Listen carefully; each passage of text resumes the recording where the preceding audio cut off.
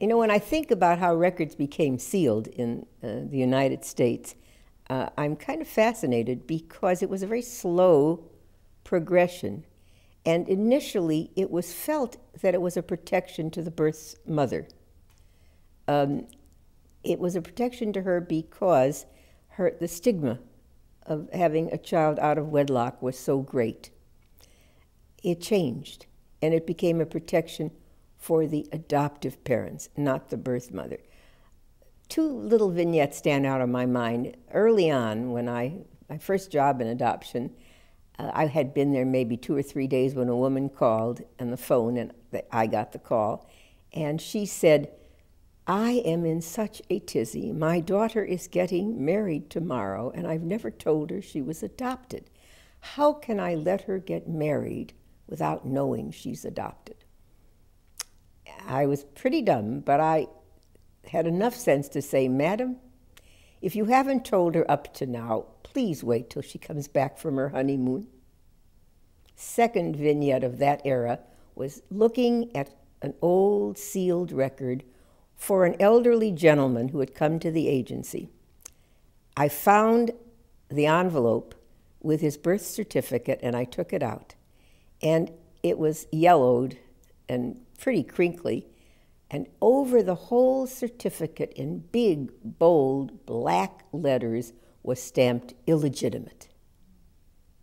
And I remember hastily folding that document and putting back in because it felt like it was something so horrible, that piece of paper.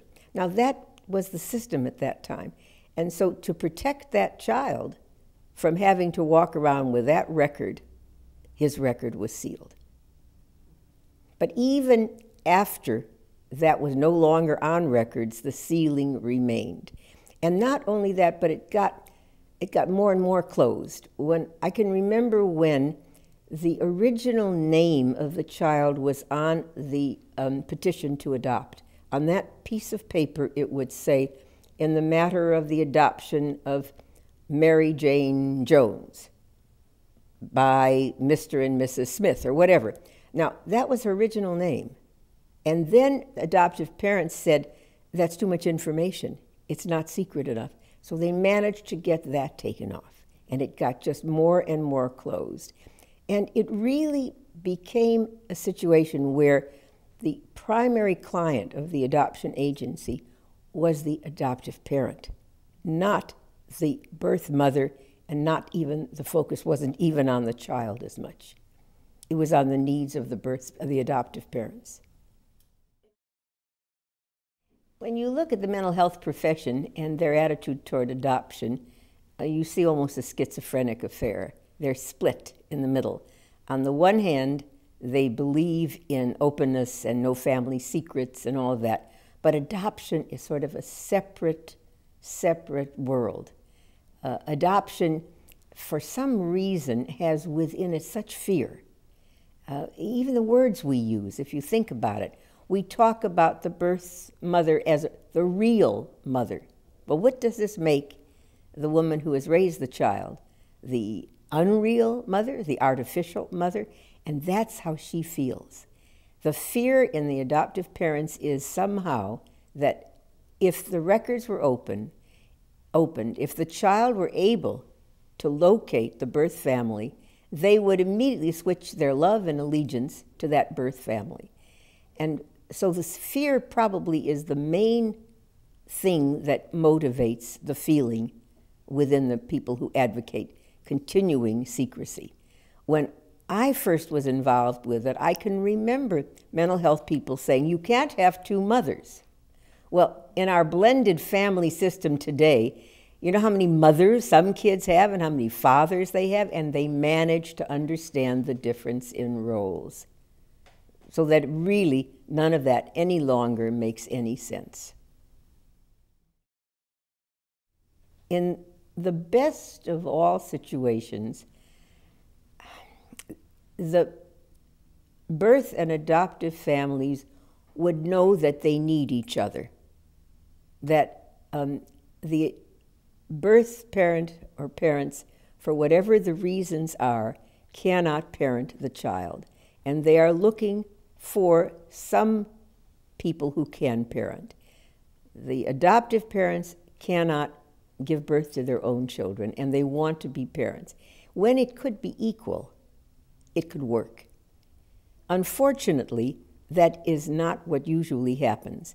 The fear involved in it, the underlying feelings, are such that the adoptive parents hang on tight and almost need to own the children a lot of the time. And that ownership is what gets in the way. Those who have been part of more open adoptions, they understand that they can each have a role to play.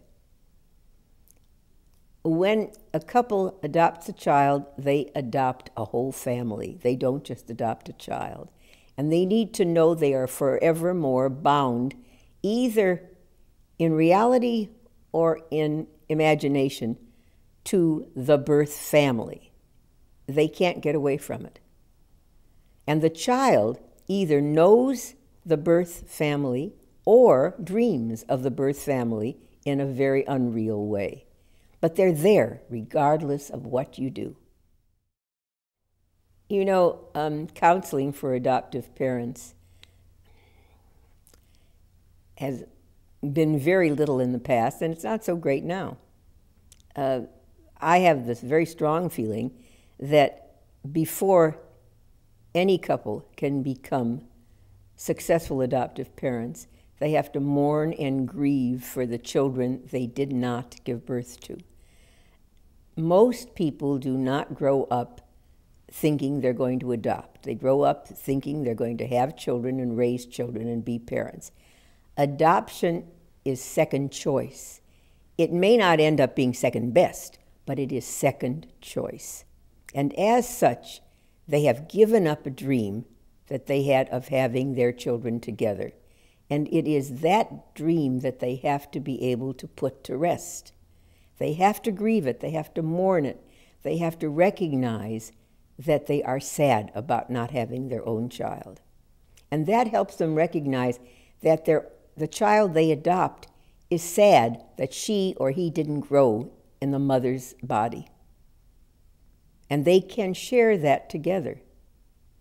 The value of openness, you know, is that the things that beset a child in a closed, anonymous adoption, the feelings of abandonment, the feelings of worthlessness, the child saying, there must be something wrong with me and that's why I was dumped, don't have to be there. Because the child then can say, okay, they care about me even if they couldn't care for me.